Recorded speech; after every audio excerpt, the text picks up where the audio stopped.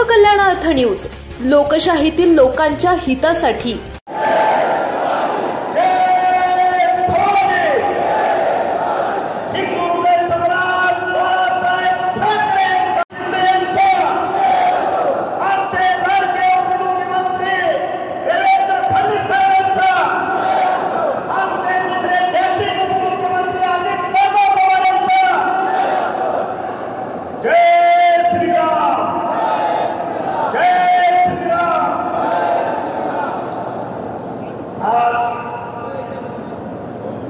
धाराशिव लोकसभा मतदारसंघातून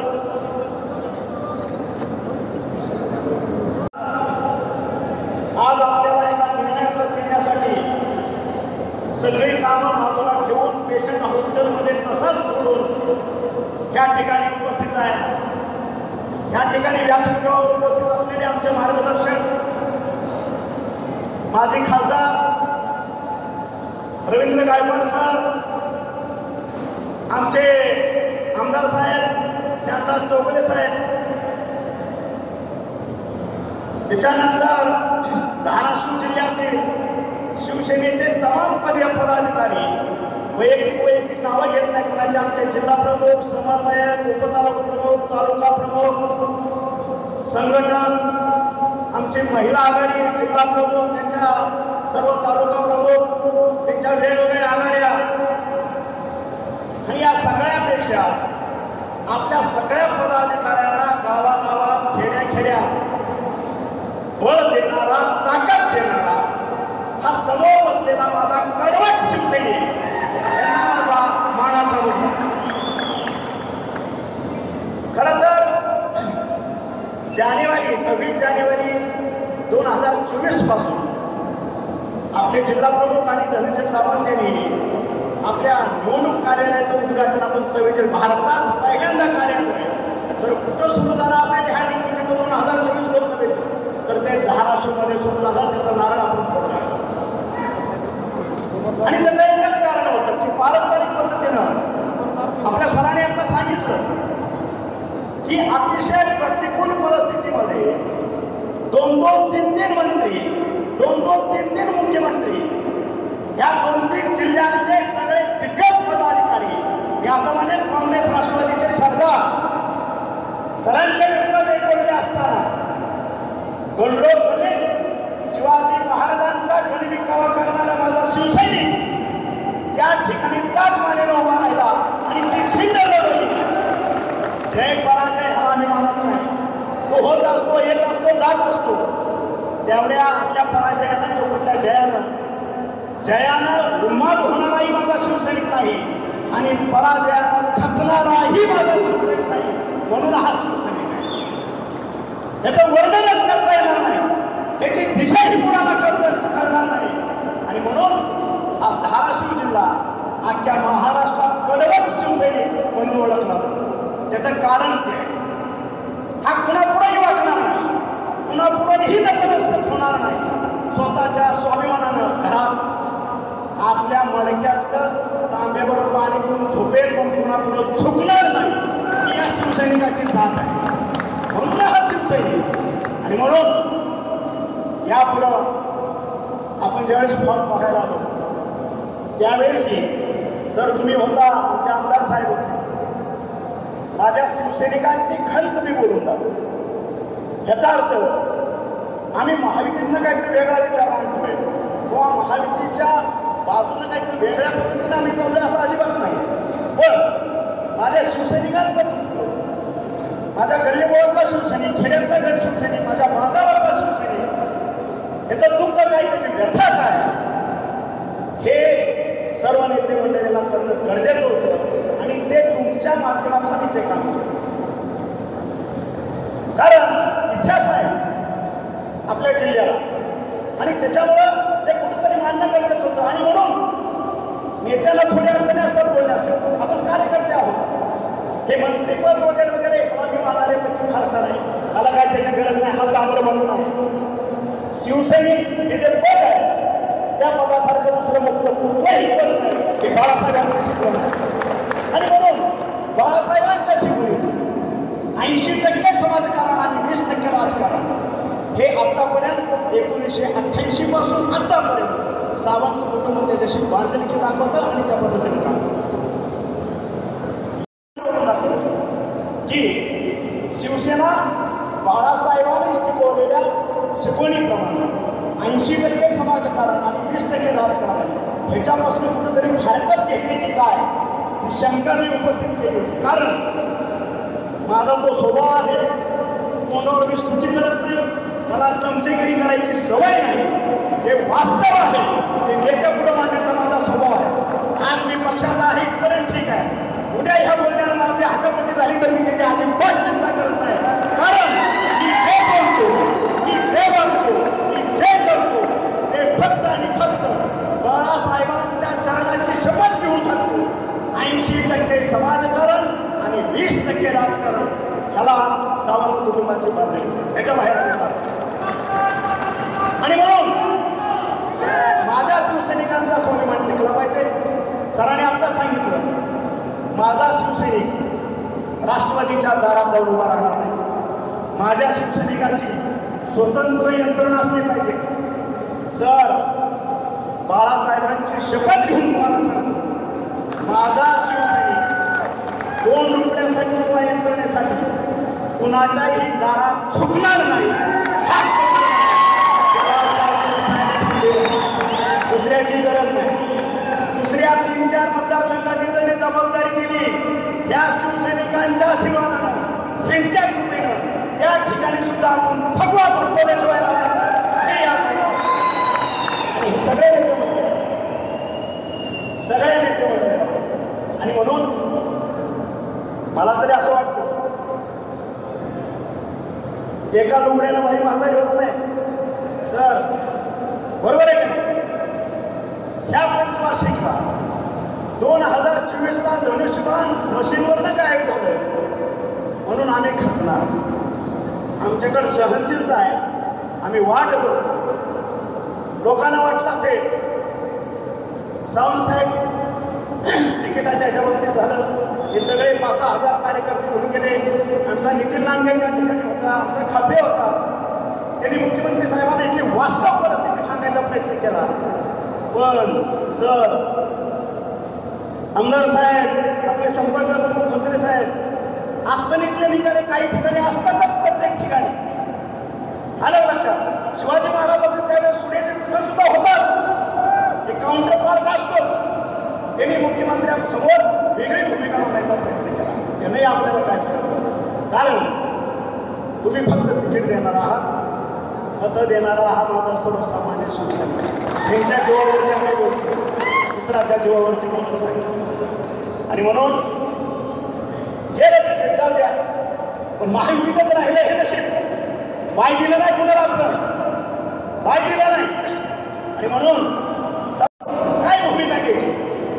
पण सरांनी मला जे सांगितलं 2014 ते 2024 पर्यंत गेल्या 10 वर्षातला आपण जर बघितलं काय पद्धतीचा विकास झाला, काय पद्धतीचं शेतकऱ्याच्या जीवनामध्ये परिवर्तन झालं. सर्व ठिकाणी रोडचं कनेक्टिव्हिटी कशा पद्धतीने झालं, एअरपोर्ट कसं झालं. 2 मिनिट थांबतो.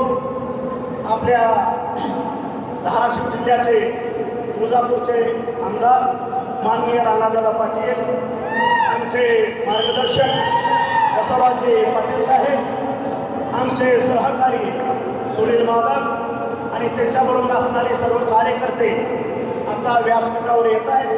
मी माझ्या तमाम धाराशिवच्या शिवसैनिकांतर्फे, माझ्या पदाधिकाऱ्यांतर्फे त्यांचं स्वागत करतो आणि त्यांना विनंती करतो की त्यांनी स्थानापन्न व्हावं. होलीचा आपण एक निरूपण करतो, असं थोडं ब्रेक होतं, माझं ब्रेक होणार नाही कारण मी सांप्रदायिक म्हणतात परत त्या ओळीला जाऊन माझ्या ठिकाणी मी चालू शकणार. आणि म्हणून जे आतापर्यंत आपण बघितलं भोगलं आणि त्याही फॉर्म भरायच्या वेळेस सर्व नेते मंडळींनी अवगत केलं ते कुणाला धमकी नव्हती किंवा काहीतरी आमची खलखत आहे असंही नव्हतं. अजितदादांनी आपल्या मीडियाला सांगितलं की सावंतसाहेबांची ही खंत आहे, खदखत नाही, खंत आहे. आणि आमची खंत नेते मंडळी समोर आम्ही बोललंच पाहिजे, पण जोपर्यंत बोलत नाही तोपर्यंत नेते मंडळीला समजणार कसं की नेमकं शिवसेनेचं या ठिकाणचं दुखणं काय आणि तो दाखवण्याचा मी मागं प्रयत्न केला.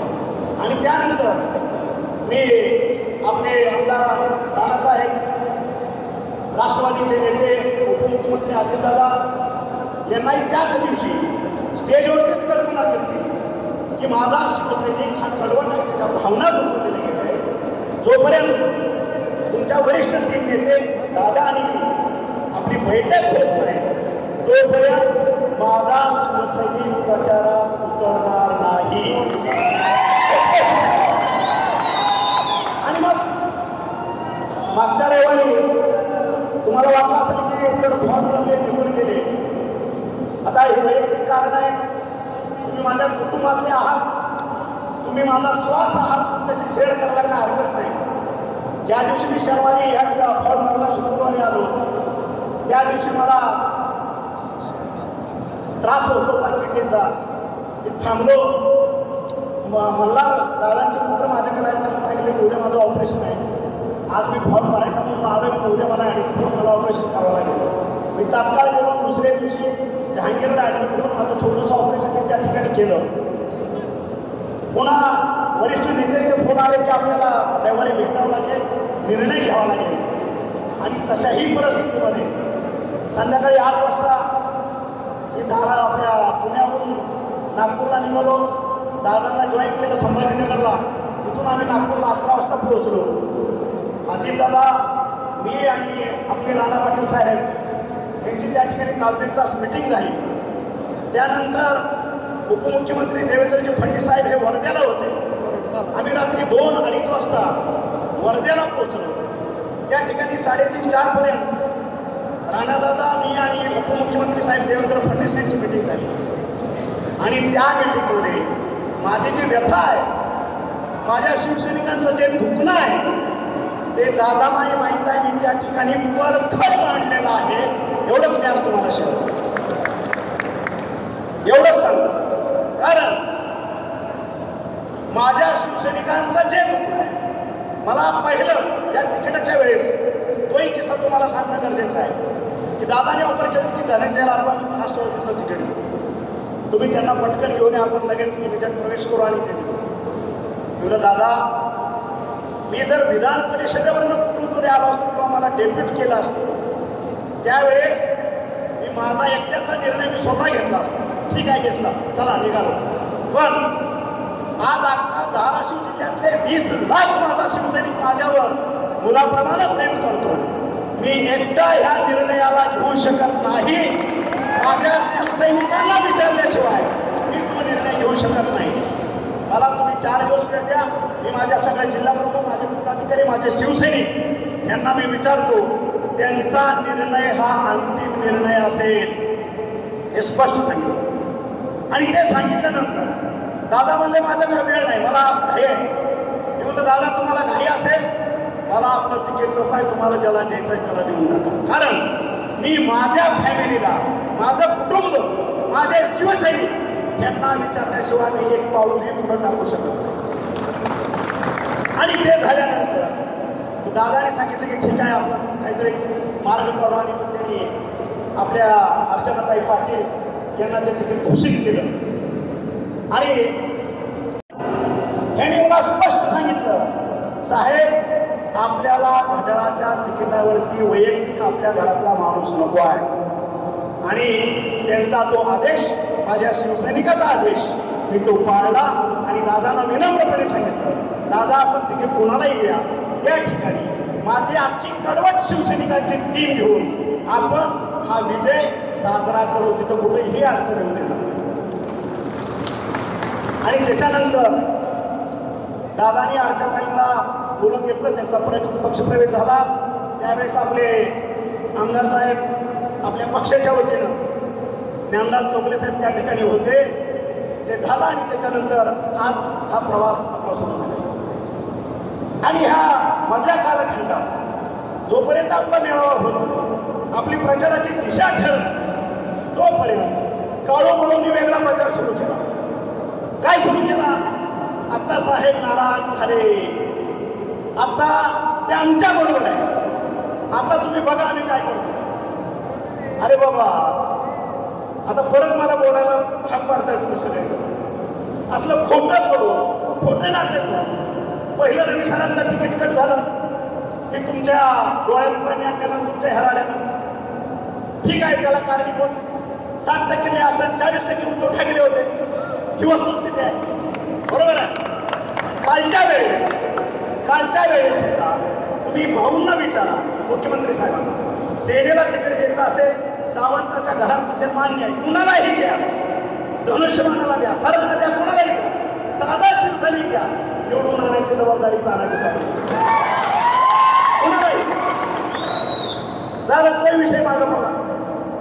आणि मग त्या काळूबाळूला, राक्षसी वृत्तीला, ज्याला फक्त नरकासुरू घालण्याचीच सवय आहे, आलं का लक्षात.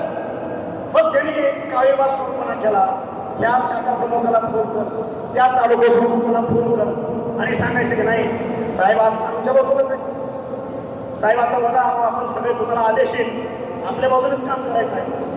आणि म्हणून आज माझ्या तमाम शिवसैनिकांच्या माध्यमातून मी विचारू शकतो, हे माझ्यापेक्षा मार्गदर्शक सिनियर मंडळी आज व्यासपीठावर आहेत.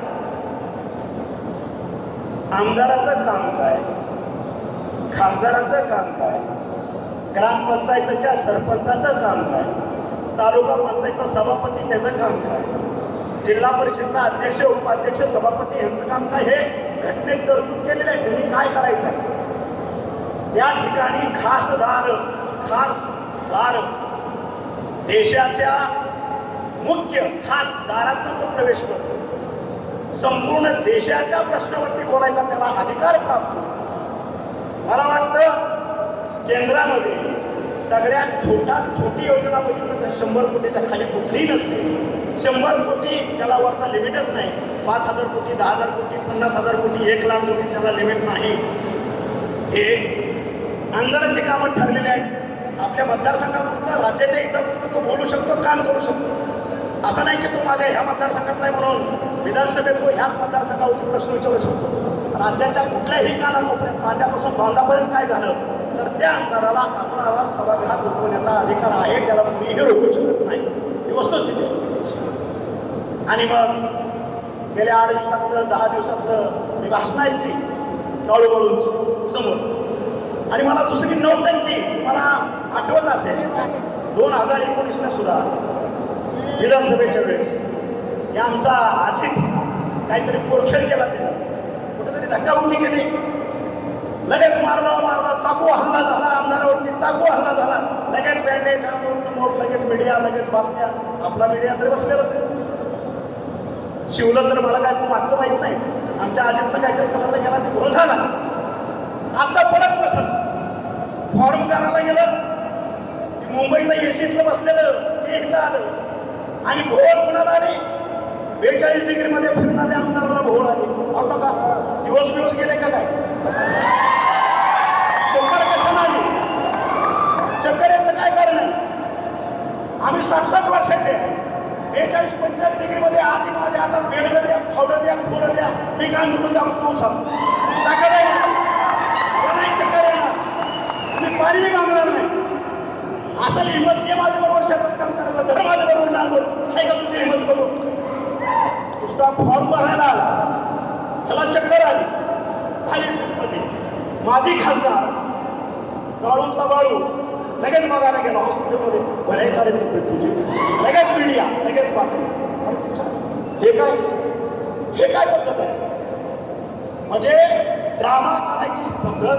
आता तमाम धाराशिव जिल्ह्यातला मतदार ह्या काळूबाळूच्या ड्रामागिरीला फसणार नाही.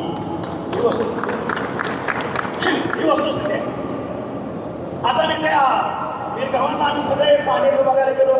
काय मी काय बनवलो, माझ्या शब्दाचा विपर्यास केला की काळू असेल बाळू असेल यांचा शिवसेनेचा संबंध काय. साधा प्रश्न आहे. सर मार्गदर्शन करा, तुम्ही मार्गदर्शक आहात. यांचा शिवसेनेचा संबंध काय आमदार साहेब आहे का. हा काळू थोरला जे काय घडलं सगळ्या सहकारी संस्थांची ह्याच्या बापानं नेणं वाट लावली. तेरणा बंद पडला, तिथलं भंगार DCC बँक त्याच्या बापानं बुडवली. बरोबर आहे. खापर राणादादाच्या पप्पावरती फोडलं. इतिहास सगळा समजून घेतलाय. बरोबर आहे. जे बाळूचा मी बाप काही दिवस चेअरमन होतात नाही तेरणेचा नव्हता का? मग तुम्ही काय दिवे लावले या सगळ्याचं? आज आम्ही ह्या तेरणीमध्ये जसं या सगळ्यांच्या माध्यमातून नेत्याच्या मंडळीतून हा कारखाना भरवण्यात मिळाला, व्हिजिट केली. केवळ कापड लोखंड भंगार सगळं कापून गेलं होतं. काही शिल्लक नाही त्या ठिकाणी. पूर्ण वाटोळ केलं. ही भंगार विकणाराची अवलाद. बरोबर आहे. आणि हे यांचं काम काय? बोला बोला काय झालं तुझं? एसटी बसायला जागा नाही सांगतो हे काय खासदाराचं काम? एसटीत बसायला जागा? तुझी गाडी पंक्चर झाली मी माणूस पाठवून देतो. तुझी गाईला इंजेक्शन घ्यायचं आहे मी डॉक्टरला पाठवून देतो. मग ते जिल्हा परिषद तालुका पंचायतच्या सदस्याचं काम आहे. तुझं काम तुला कळतं का? तुला खासदार म्हणून आम्ही निवडून दिले. 18 लाख जनतेचा प्रतिनिधी लोकसभेत पोहोचवण्यासाठी आम्ही जीवाचं रान केलं. या सावंत सरांनं या शेतकऱ्यांच्या कष्टाची साखर गोडवून होती. 60 लाख क्विंटल विकली का भगवे तुझ्यासाठी. आणि त्याच्यातनं तुला निवडून आणला. आणि मग मी जे बोलतो तू पहिलं काँग्रेसच्या लोकांना तुझा राजकीय बाप केला. नंतर उद्धव ठाकरेचा तुझा काही संबंध नव्हता. सेनेचा काही संबंध नव्हता. त्याच्यानंतर काही मंडळीला 14 ते 19 पर्यंत पकडला. त्याच्यानंतर शिवसेनेचा राजकीय बाप तुला तानाजी सावंत दिसला. सरळ आहे भोळा आहे त्याला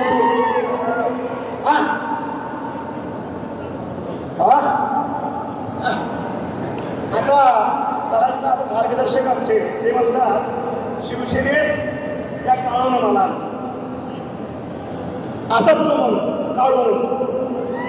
कदाचित त्याला हिस्ट्री माहीत नाही. सरांना माहित आहे आमच्या ज्ञानराजला माहित आहे.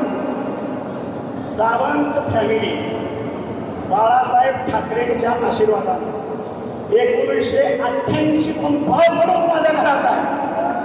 1988चा शिवसैनिक आहे तानाजी सावंत. 1988 सोलापूर जिल्हा असेल पुणे जिल्ह्यातली शिवसेना ह्या तानाजी सावंत सांभाळली. त्या काळूला सांगा तू कालचा परवाचा आहे तुझा शिवसेनेचा काहीही संबंध नाही. वस्तुस्थिती आहे. आलं लक्षात? तू काय सांगतो शिवसेनेत तुम्हाला आणलं आणि सगळ्या जिल्ह्याची वाट लागल्यानंतर राजकीय बाप 2019ला मला केलं. मी भारावून गेलो. राजकीय बाप झालो कोणाचा तरी म्हणून सर झालं आणलं. आणि ज्यावेळेस चर्चा झाल्या सत्तांतर झालं पूर्वीचं मविळाचं सरकार आलं. ह्या काळूबाऊने ह्या धाराशिव जिल्ह्यामध्ये त्या नगरच्या माकडाच्या हातात हात घालून उच्छेद मांडला करप्शनचा. हे सगळ्याला माहिती आहे. प्रत्येक वेळेस त्यांना मी बोलून घ्यायचो बाबा नो करप्शन करायचं नाही. भ्रष्टाचार कशासाठी? तुम्हाला तुमच्या खिशातला चहा सुद्धा तुम्ही इलेक्शनला पिलेला नाही. तुम्ही कशासाठी हे करताय? त्यांची वाक्य त्यांच्या शब्दात सांगतो मार्गदर्शक साहेब सत्ता कधी येतील कधी जाती कळत नाही. आता चान्स आहे मग आम्ही पैसे खायचं नाही तर काय शेअर खायचं का? हे त्यांची वाक्य ऐका. त्यांच्याच वाक्यातला अंबाबाईला स्मरून बोलतोय तानाजी सावंत. एकही शब्द खोटा कानामात्रा सुद्धा बदलत नाही. पैसे खायचे नाही तर काय शेण खायचं. अरे मला अधिकाऱ्यांना जर तुम्ही त्रास दिला त्या अधिकारी जनतेच्याच खिशातून पैसे काढणार आहेत ना? ही कुठली पद्धत आहे? आणि अशा पद्धतीनं ज्यांनी राजकीय बाप मांडला ज्यानं जनतेच्या हितासाठी आम्ही सरकार बदललं त्यांना वाटलं आता पुन्हा आपल्याला काहीतरी ऑपॉर्च्युनिटी मिळेल आणि म्हणून ते थांबले. आणि माझ्या माहितीप्रमाणे परवा फॉर्म भरायचं वगैरे काहीतरी काढावं. अजून कुणाला तरी एक राजकीय बाप परवाचा फॉर्म भरतो एक माणूस त्याचंही मी फोनवर अभिनंदन केलं त्या राजकीय बापाचं. म्हणलं हे बघ मी 2019ला राजकीय बाप होतो तुला आता मानलाय मला माहिती आहे तू काय करणार नाही. तू शाब्दिक भाषण द्यायला जाशील अजिबात जायचं नाही कारण हे फसवे हे ध्यानात ठेव. म्हणलं साहेब तुमच्यापेक्षा 25 वर्ष मी राजकारणात आहे. मी किती नाल्याचं पाणी पिलोय हे मला माहित आहे. यासनी लई होऊन गेले की माझ्यावर तुम्ही फसला मी फसणार. आणि म्हणून तुम्ही बघितलं असेल महाराष्ट्राचा जाणता राजा काल परवा आपल्या धाराशिवमध्ये काहीतरी होते सभेत त्याने स्वतःचा मोबाईल लावून एक क्लिप ऐकवली 2014ची मोदी साहेबांची.